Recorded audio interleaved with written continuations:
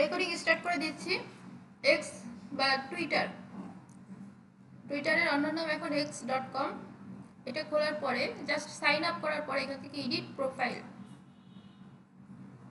প্রোফাইলে একটা কভার দেওয়াটা, ফর্মাল কভার দেওয়াটা খুব জরুরি। ক্যানভা দিয়ে কভারটা ডিজাইন করে নিতে হবে।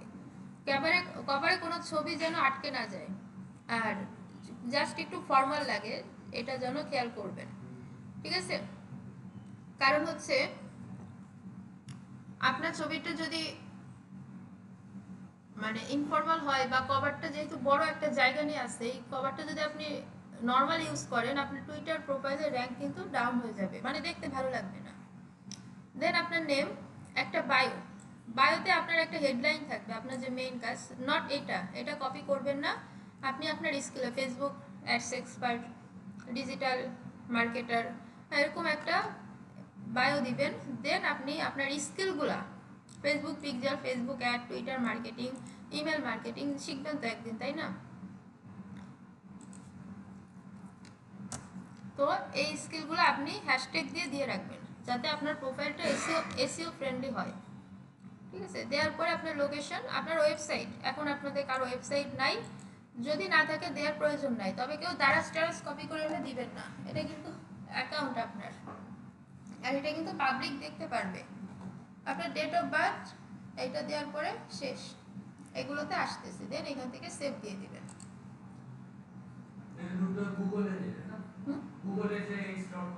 হ্যাঁ,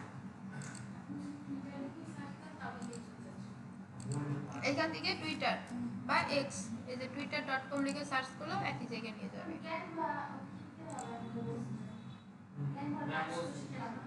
ক্যানভা হচ্ছে, আমি স্যারকে বলছি উপর থেকে আপনাদের একটা বই দেওয়ার কথা আছে, এটা নাকি বিসিসি নিয়ম। আমি বলছিলাম যে বইয়ের বদলে যদি টুলসগুলো দেওয়া হয়, ক্যানভা বা এসিও টুলস দেওয়াটা কঠিন, এসিও টুলসটা একটু প্রিমিয়াম, 400 করে পড়বে পার হেড।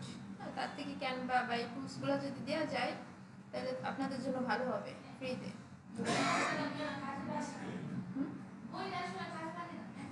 তো স্যার বলছে ঠিক আছে, সেটা তো ভালো বিষয়, আমি কথা বলে বা খোঁজ নিয়ে দেখি।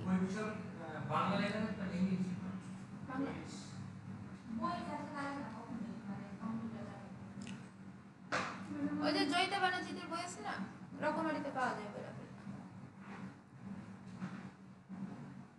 তো এটা বলছিলাম, তো এখন স্যার বলছে ঠিক আছে আমি দেখতেছি কবে রাখবেন, বললাম শুক্রবারের মধ্যে হলে হবে, তো হয়তো একটা আপডেট দিবেন, দেখা যাবে। না হলে আপনাদের ব্যক্তিগতভাবে কিনে নিতে হবে। আচ্ছা, এখন এটা হচ্ছে আমাদের প্রোফাইল। এখানে ইউজার নেমটা, এই যে ইউজার নেম খোলার সময় একটা ইউজার নেম দিতে হবে। তো এই ইউজার নেমে আপনি 1 2 3 4 5 6 এই সংখ্যাগুলো দিবেন না, এটা অটো সংখ্যা নিয়ে নেয় অনেক সময়, যদি নিয়ে নেয় আপনি চেঞ্জ করে দিবেন। ইউজার নেমে কোনো সংখ্যা ইউজ করতে নাই, তাহলে গুগল র্যাঙ্ক করে না, ঠিক আছে? যেমন এখানে যদি কারো নাম ধরে সার্চ করেন,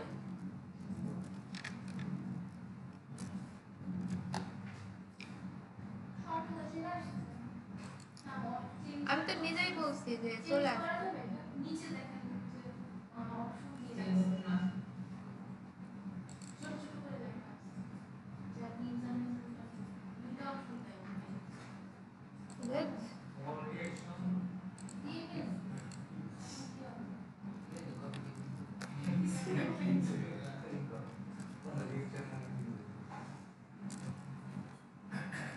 এই যে দেখেন, আপনি আপনার নাম লিখে সার্চ করার পরে সব হচ্ছে আপনার ডকুমেন্টগুলো, ইনফরমেশনগুলো সব চলে আসবে। যদি আপনি সংখ্যা দেন না, তাহলে এগুলো কিছু আসবে না, এটা ব্র্যান্ড হবে না, নন ব্র্যান্ড হয়ে থাকবে।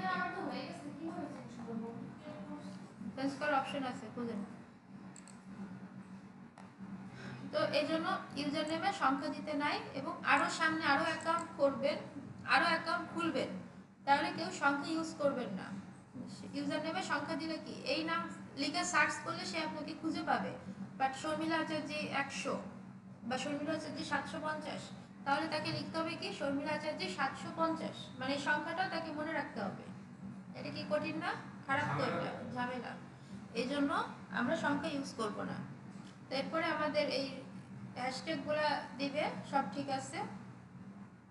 লোকেশন আপনি দিবেন এইখান থেকে সব। আচ্ছা, এখানে একটা অপশন আছে ডিজিটাল ক্রিয়েটর, এটা আপনাদের থাকবে না।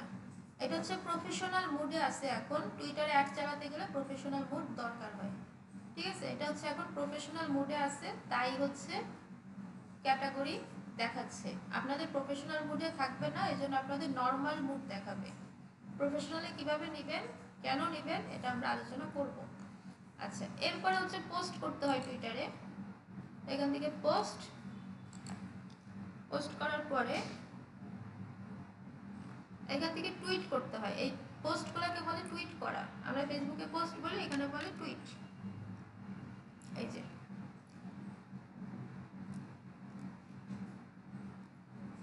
ঠিক আছে, আমি যখন কিছু একটা লিখতেছি তখন দেখেন এখানে একটা গোল বৃত্ত আছে। এই বৃত্তটা যদি ভরাট হয়ে যায়, তার বেশি আমি কিছু লিখতে পারবো না। ওকে, আর লেখার পর আমি এখান থেকে ছবি ইউজ করতে পারি টুইটারে। আমরা কন্টেন্ট সেলস ফানেল শিখছি, সেলস ফানেল শিখছি। হ্যাঁ, হ্যাঁ, থিওরিটাই তো সেলস ফানেল থিওরিতে লিখতে হয়, ঠিক আছে? আচ্ছা, তাহলে সেলস ফানেলে কি ভিজুয়াল কন্টেন্ট দিতে হয় না? এরকম শিখছিলাম না? আচ্ছা, তাহলে এরকম একটা আপনি কিছু লিখবেন, একটা কন্টেন্ট। আচ্ছা, আমি সুন্দর করে দেখাচ্ছি। Hello, I am professional digital marketer, my service is be marketing,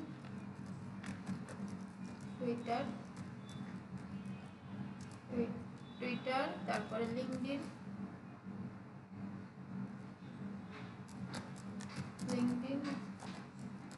marketing etc, ঠিক আছে? এরপরে কি করবেন, এরপরে আপনি একটা ছবি দিবেন এই রিলেটেড, এরকম না। দেওয়ার পরে এখান থেকে কিন্তু শিডিউল পোস্ট করা যায়।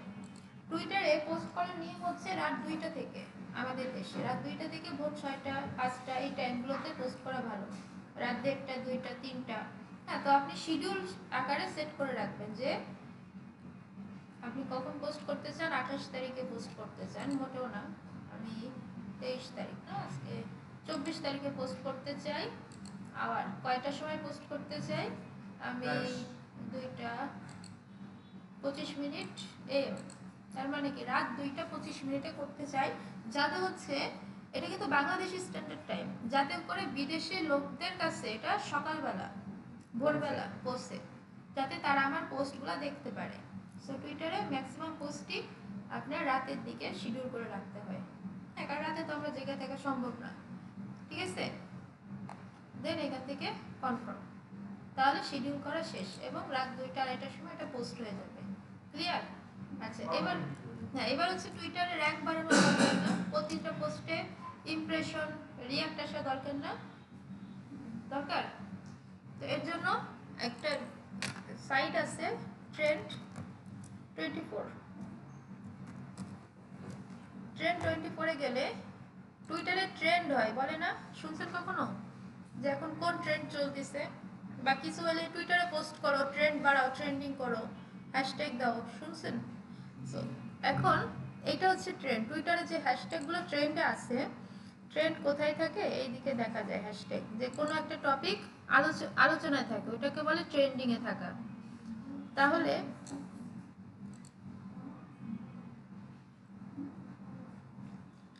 আচ্ছা, ওয়ার্ল্ড ওয়াইড, আচ্ছা এখানে দেখুন ওয়ার্ল্ড ওয়াইড। হ্যাঁ, আপনি যদি চান অস্ট্রেলিয়ার, তাহলে অস্ট্রেলিয়া, ব্রাজিল। হ্যাঁ, আপনি ধরেন আমি অস্ট্রেলিয়ায় যেতে চাই, অস্ট্রেলিয়ার লাস্ট 1 ঘন্টায় কোন কোন হ্যাশট্যাগে কত পরিমাণ পোস্ট করা হয়েছে সেটা এই দেখুন। এই যে লাস্ট 57 মিনিট আগে এই হ্যাশট্যাগে 15,000 পোস্ট করা হয়েছে এই হ্যাশট্যাগের মাধ্যমে। তাহলে এখন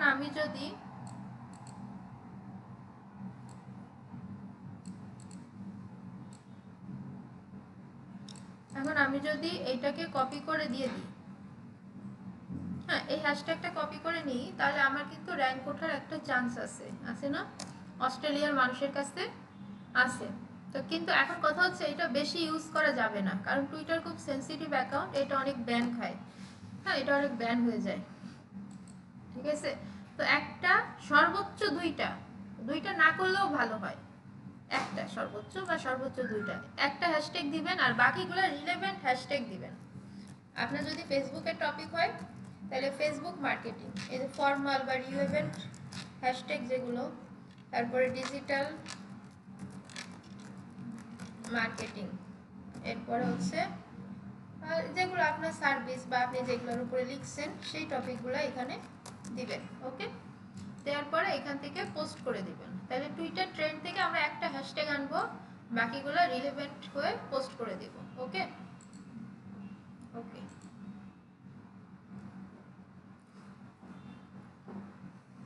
তাহলে এটা গেল আমাদের টুইটারে পোস্ট করার পদ্ধতি। টুইটার অ্যাকাউন্ট খোলার পর আমরা কাস্টমাইজ করছি, টুইটার পোস্ট করছি। এবার টুইটারে ফলোয়ার্স বাড়ানোর কিছু পদ্ধতি দেখতে হবে। টুইটারে অন্য যে কোনো অ্যাকাউন্ট থেকে অর্গানিকভাবে সবচেয়ে বেশি ফলোয়ার্স বাড়ে। এখন আপনি একটা ফেসবুক পেজ খুলে রাখলে আপনার ফলোয়ার্স কিন্তু এমনি এমনি রিচ করবে না, করবে? ফেসবুক পেজ কিন্তু খুব কম রিচ করে, বাট টুইটার কি করবে, টুইটারে আপনার অর্গানিকভাবে অনেক রিচ করে। টুইটারে অ্যাডস দেওয়া যায়, আমরা অ্যাডস দিয়ে দেখব, কিন্তু অর্গানিকভাবে এখন শুধুমাত্র টুইটারে সবচেয়ে বেশি রিচ করে। আচ্ছা, এই যে দেখুন ট্রেন্ডিং, আমি যেগুলো দেখাইতে চাইছিলাম, এই যে ট্রেন্ডিংয়ে এখন এই টপিকগুলো আছে, নাইকি আছে, হ্যাঁ সুন্দর সি আছে, এগুলো হচ্ছে হ্যাশট্যাগ দেওয়া হয়েছে।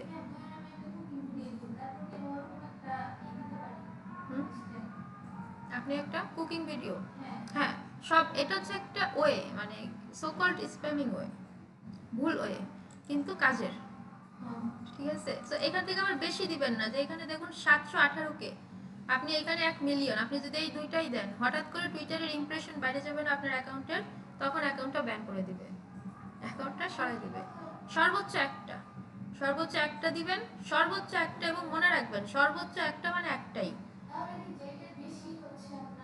আপনার ইচ্ছা, আপনি আমেরিকা, অস্ট্রেলিয়া, ইউরোপ, কানাডা, যেখান থেকে যেটা বেশি সেটাই তো দিবেন।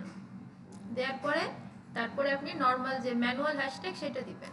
আচ্ছা, এখন টুইটারে বাড়ানোর পদ্ধতি কি বলে, যে ফলোয়ার্স বাড়ানোর পদ্ধতি। ধরেন আপনি ফেসবুক মার্কেটিং নিয়ে কাজ করেন, বা আপনি গুগল অ্যাডস নিয়ে কাজ করেন, বা আপনি ডিজিটাল মার্কেটিং নিয়ে কাজ করেন, তাহলে আপনি এখানে এসে সার্চ করবেন ডিজিটাল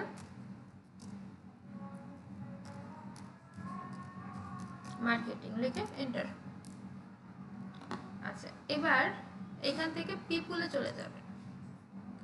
পিপুল অর্গানিকভাবে বাড়ানোর পদ্ধতি, এগুলো দেখুন ভেরিফাইড, ভেরিফাইড, এবং এগুলোর ফলোয়ার্স বেশি। তার মানে কি, এরা ফলো ব্যাক কম করে, তাই না? আপনাকে যদি ফলো ব্যাক করে তাহলে আপনার অ্যাকাউন্টে একটা ফলোয়ার্স কাউন্ট হবে, কিন্তু এই বড় প্রোফাইল থেকে এরা ফলো ব্যাক করতে চাইবে না। তো সেক্ষেত্রে কি করবেন, নিচের দিকে চলে আসবেন। নিচে যে ছোট প্রোফাইল আছে, দেশি প্রোফাইল, বিদেশি প্রোফাইল, হ্যাঁ যেগুলার ফলোইং বেশি, ফলোয়ার্স কম, সেইগুলাকে টার্গেট করে আপনি ফলো করবেন। হ্যাঁ, এটা নিচের দিকে আসলে খুঁজলেই পাবেন। আপনার টপিক ডিজিটাল মার্কেটিং হোক, ফেসবুক মার্কেটিং হোক, যা ইচ্ছে তাই হোক, এটাও দেখুন ফলোয়ার্স ফলোইং প্রায় সমান সমান, মানে এটাও ফলো ব্যাক করে। সো এদেরকে আপনি টার্গেট করবেন। ঠিক আছে, কোনো বড় অ্যাকাউন্টে শুরুতেই টার্গেট করতে যাবেন না, তাইলে ওখান থেকে আপনাকে ফলো ব্যাক করবে না। বুঝতে পারছি? ফেসবুকের মতো, বাট অতটা না, অতটা না। ফলোয়ার্স বাড়াবার আগে ইমপ্রেশন আসবে, এখান থেকে খুব ইমপ্রেশন পাওয়া যায়, বিদেশি অ্যাকাউন্ট, বিদেশিদের কাছে রিচ করা যায়, এটা সরাসরি বিদেশি, ডেডিকেটেড বিদেশি অ্যাকাউন্ট। হ্যাঁ, আপনার মার্কেট প্লেসে গেলে গিগ মার্কেটিং করতে হবে না, তখন আপনার এগুলো কাজে লাগবে। হ্যাঁ, তখন এখানে লিঙ্কগুলো শেয়ার করতে হবে। আর এছাড়াও টুইটার মার্কেটিং এর অর্গানিক পদ্ধতি, পেইড পদ্ধতি, দুইটা আছে। এটা হচ্ছে অর্গানিক পদ্ধতি, আর বাকিটা হচ্ছে পেইড পদ্ধতি। পেইড পদ্ধতি আমরা দেখব, সেইভাবে করে আপনার ফলোয়ার্স ফলোইং বাড়াতে হবে আস্তে আস্তে। ওকে, সো এটা হচ্ছে মূল অর্গানিক পদ্ধতিগুলো এরকমই। আর মেসেজিং আছে, এখান থেকেও মেসেজে চ্যাট করা যায়। এবং এখান থেকে ক্লায়েন্ট পাওয়া যায়। আমি নিজেও এখান থেকে ক্লায়েন্ট হান্টিং করেছিলাম পোস্টের কারণে। আর পোস্টগুলোতে সবসময় আপনার টপিক লিখবেন, টপিকে রিলেটেড আপনার ব্যানার লিখবেন। ওকে,